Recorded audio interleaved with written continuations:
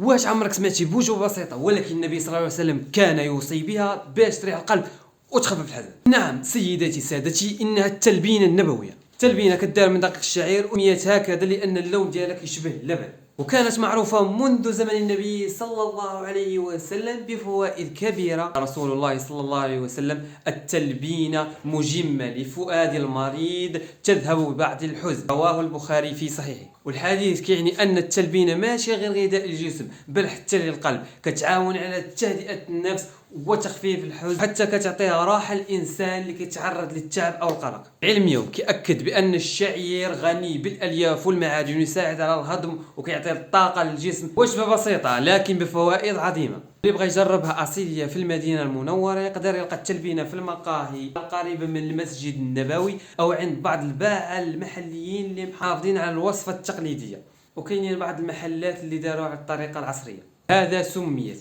التلبينة النبوية، غذاء للجسم وراحة للقلب. ما تنساش تكتب لنا في الكومنتيرات واش مجربها، شارك في القناة، بارطاجي فيديو مع الصحاب والحباب، الناس اللي كتعرف والناس اللي ما كتعرفش، ونتلاقاو في فيديو جاي.